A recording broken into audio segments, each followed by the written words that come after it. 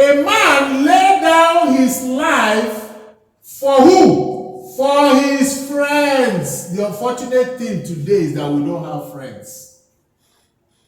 Because a friend is not higher in position. If you choose somebody to be your friend, you come to what? Equality.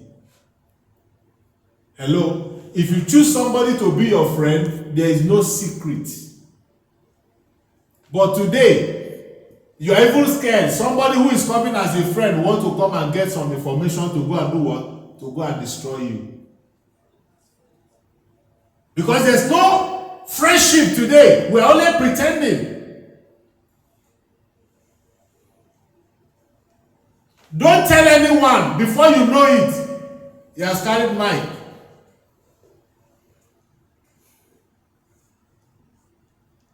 So, who do you trust? Who is your friend? Even the pastor you worship is not your friend. Because he's not willing to die when he have 5 private jets. You think he's going to die for you? He can never die for you. Hallelujah. Praise God. Praise the Lord. Hallelujah. 5 private jets. How can that person die for you? Check all the whole estate he has built. And he wants him to die for you, tomato seller. Go on. Now let's look at what Jesus said. Verse 14. He said, "Ye are my what? Friends, if ye do whatsoever I command you." Look at it. It brings everybody to what? To equality. Even though he's Lord, but he reveals himself. That the only way you can have friendship with him is by what? Obeying his commandments. But many of us want to be, oh, I am a Christian, I am a Christ-like. That's not what he's looking for. He wants you to obey his word. Hallelujah. Praise God. Don't be a friend by lengua, only mouth, speaking. You can only be his friend by what? Be obedient to what? His commandments. Hallelujah. Go on. Wow. Henceforth, I call you not servants. You see now? Because of what? Love. Because of what? Love. Love. He called them servant no more. Remember that Moses was servant.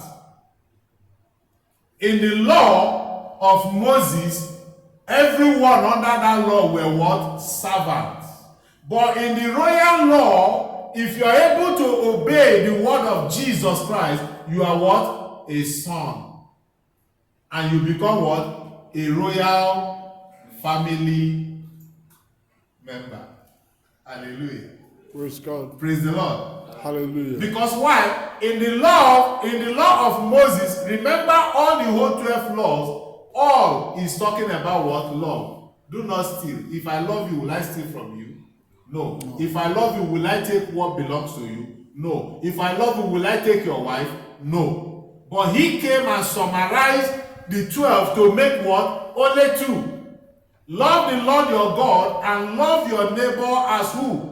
As your own self. But today we're still going back to the law of Moses. How can we experience the benefits of the kingdom? That's where we have issue today. Hallelujah. Praise God. And now he said, "For the servant knoweth not what his Lord doeth." That is the same way today. All these men of God don't even know the mind of God. Because they are servants. Hello? There is no spirit of God in them. They are only acting drama in the flesh. I'm not the one who said it. Please, let's read. He said what? "For the servant knoweth not what his Lord doeth."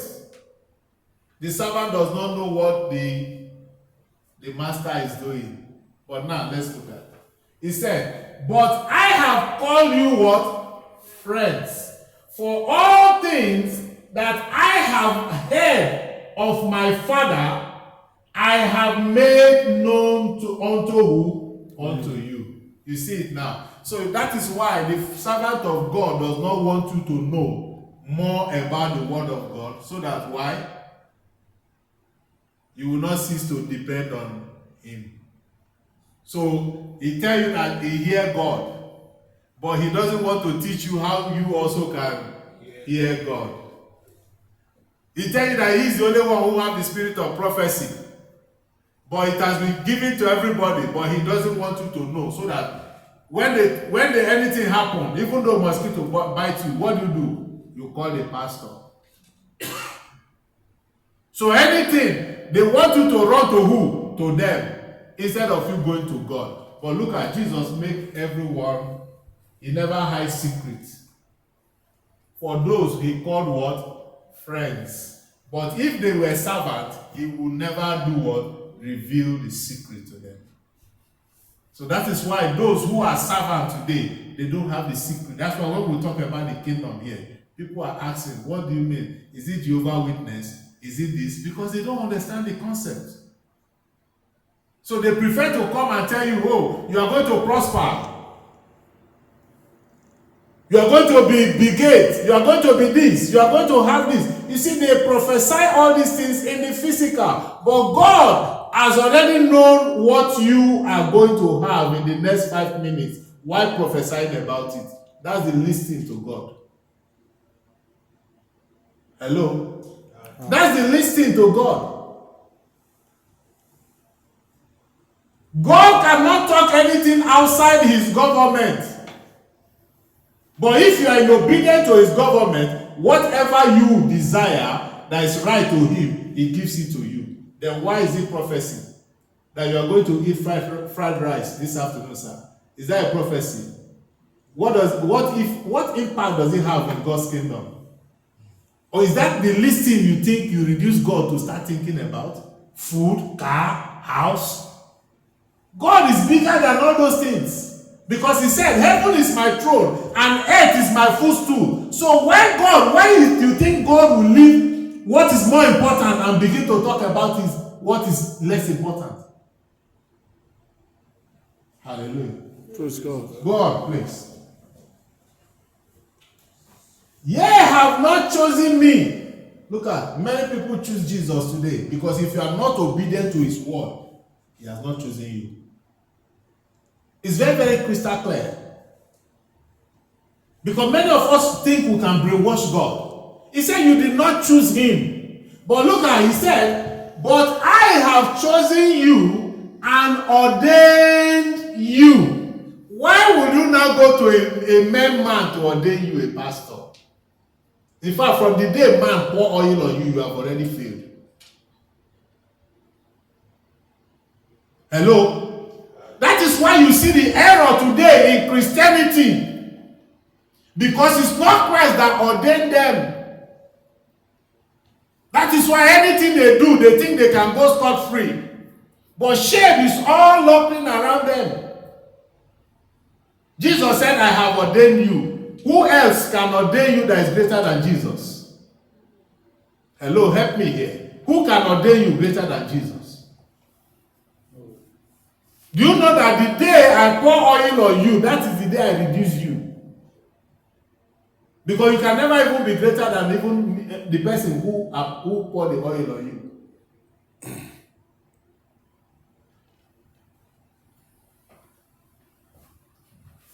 Look at the reason why he ordained you. He said that ye should go and bring forth fruit. His nature.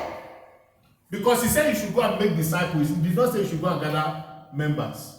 He said you should go and make students. And students are those who are willing to learn. But not every Sunday you see them, everybody with Ashoke, with all these things. They gather, praise the Lord. But when they go out, you see them acting like agberus, acting like hooligans, acting so many things, prostitutes.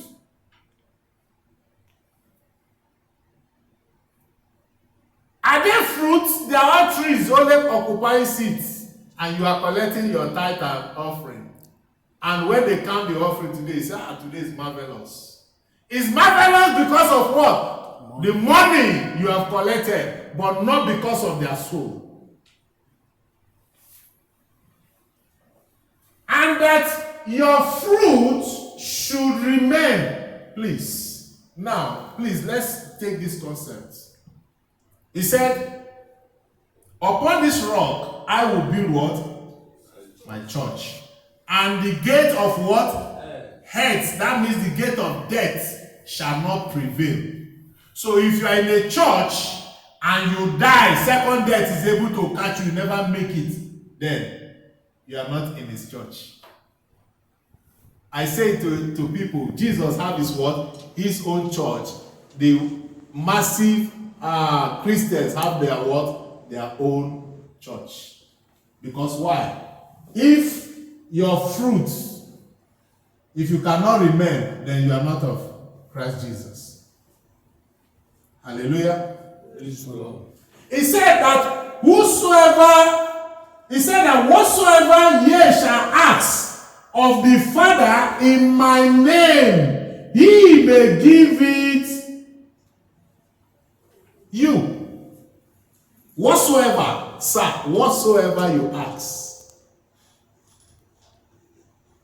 He did not say, go and ask the people to give to you. He said, whatsoever you ask who? The Father. The channel is what? Through his what? Name. He is going to do what? Be given to you. The Father can send somebody out of the blue and bring that thing to you. Not by putting pressure on people. God said we should build a house. Where did God say you should build a house? God said build the people. The people is the church and not the building. How many times do we say this? But they tell you they want to build 100,000 seaters. 100 million seaters. But God is looking for how many? 144,000. Among the whole 7 point something billion people on the earth, God is looking for only 144,000. Hallelujah. Praise the Lord. Hallelujah. Verse 17. These things I command you, that ye love one another. My brothers, let us learn how to love. Even this Western world, they don't carry religion the way we carry religion, but they still love. They still love even the people who don't know God. But our own, we claim we love God. Look at our own. Hatred everywhere. Even when they gather, they are witches, wizards biting themselves.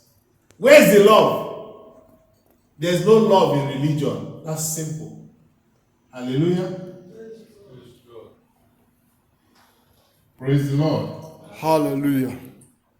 All right, let's quickly go to Acts 17 verse 27. Very fast.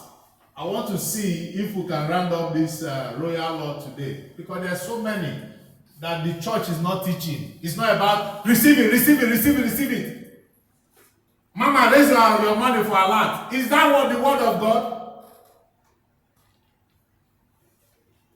He said, so that they should seek God. They do what? Seek God. People don't know what it means to seek. Seek means you go and find. He said you should seek what? The kingdom. The kingdom will not come and look for you. You are the one who is going to do what? To seek, to find it. But religion makes it comfortable. They bring evangelism. Oh, sir, God loves you. They are coming for your money. And if they have so many members, then once somebody comes in and says, here, there are multitude of people. Action, something is happening here. But you are supposed to live where you are and go and seek. You go and find. If you get to this place, it's not what God said. You go to another place, you go and until you find, oh, this is it. That means you have found the kingdom. The kingdom cannot come to you It's just like diamond leaving the ground coming to your bedroom. How possible is it? Diamond or gold leaving the ground coming to look for you. You will wait till eternity. He said, in the hope that they might feel after him and what? Find him. You see it? We have to find him. God is here, but we must find God. It's our duty to go and find. And he said, although he is not far from each one of us, but many people want to go to a mountain to go and find God. He said, God is not far from you, sir. God is more even closer to you than the way we can even imagine. But because we don't have the key to do what? To unlock in order to see him. Go on. Hallelujah. Praise the Lord. Please go on, 28. For in him we live and what? Move and have our being, as even some of your own poets have said, for we are all his what? Offsprings. Go on. Since then we are God's offspring, we ought not to do what? To suppose that deity, the Godhead, is like gold or silver or stone, of the nature of a representation by human act and imagination, or anything constructed or invented. Look at it. Please look at this very translation very well. But many things, we invent things and we say God is in it. We invent so many things today. Likewise, the temple has been torn. God is no more there. This is made of plywood. And they said that this is the temple of God. It's not. God is living in each and every one of us. As we come in here this morning, this is a locale. It can be turned to a restaurant tomorrow. God is not living here. If immediately we look here, here becomes what? Dark. But the moment we come in here, God comes with us.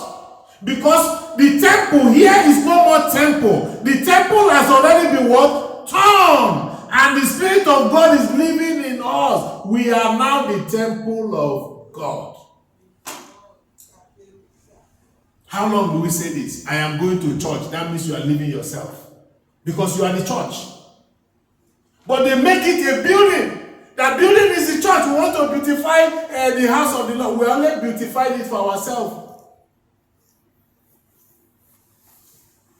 Look at what he said here. Since then we are God's offspring, we ought not to suppose that the deity, the Godhead, is like gold or silver. Because we see everybody who has money today will say to God be the glory. Even the one that did ritual. Even the one that did 419. Even the one that did so many things, evil. And they are the one giving highest donor in the place called synagogue of the Satan. He said what? Or stone. They go and carve image. Of the nature of a representation by human act. And what? Imagination. Do you know that a lot of people imagine things and they say, God said, I should tell you. It's their imagination. It's not God. God cannot speak outside what? His word. Holy Spirit cannot speak outside what? The word of Jesus Christ. Because he said he cannot speak of what? His own. So it's through imagination. Somebody will imagine something and come and tell you, oh sir, I see you flying to Japan. Amen. And they will shout, you're going to come and drop money. You see, that is brainwash. Maybe you have heard and hint. Somebody tell him that you are planning a trip and you just come, you say, I prophesy. Hallelujah. Or anything constructed or invented. Go on. Hallelujah. Praise the Lord. He said, such former images of ignorance, God, he said, such former ages of ignorance, God, it is true, ignored and what allowed to pass unnoticed. That means God has forgiven, he has ignored the ignorance of the law because people never have the capacity to obey it. Yeah. So God has forgiven, but in this very time now, God cannot ignore anything ignorant anymore. Because we're in the dispensation of what? Knowledge, Holy Spirit. We're in the dispensation of what? Light. So you cannot give God excuse that, oh, you never know this in this very time. No, it's your own excuse. God ignored it in the time of the law of who? Of Moses. Now, let's move forward. He said, but now, he charges all people everywhere to do what? To repent. To change. To change. You see the charge now? He charges everyone to do what? To change now. And he said to change what? Their minds. Their minds. That's where we have issue. Many people think, oh, because I'm smoking, I don't smoke again, I've changed. That's not what God is looking for. God is looking for you to delete the information of religion that you have stored in your head because it's going to contradict the kingdom. So that is why he wants you to take it off and begin to download a new program. That's why Jesus said, repent for what? For the kingdom of God is at hand. Hallelujah. For what? He said, to change their minds from what? The better and heartily to amend their ways. Because if your mind never change, it cannot be done on you to change outside. But religion makes you change outside, but it never affects your inside. That's why you see people, they wear new clothes, but they are still the same thing. 50 years, they are still Christian, but you can never see the atom or any fruit that said this one even know God. They still swear by Ogun. They are still the same. Nothing changes. The same way they have been talking, that's the same way they have been talking. All their whole attitude, that's the same way. Nothing affects them. Because why? It's only dealing the outward. They wear a uniform, but they are not unified in where? In the hearts. Hallelujah. Praise God. With abhorrence of their past sins. 31. Hallelujah. Praise the Lord. Because he has fixed a day when he will judge the world righteously, justly, by a man whom he has destined and appointed for that task. And he has made this credible and given conviction and assurance and evidence to everyone by raising him from the dead. You see it? That was what Moses could not do. So now you see that we don't have any excuse this very time. God has forgiven the ignorance of the time of Moses, because the Bible said that when we look towards the law of Moses, it blinds the eyes of our understanding. The kingdom was not taught in the time of the law, but in the time of the royal law, the kingdom was taught. So we have no excuse. And we saw the manifestation that God raised him, the one that is going to judge. If he had not teach, will he be able to judge? So that was why God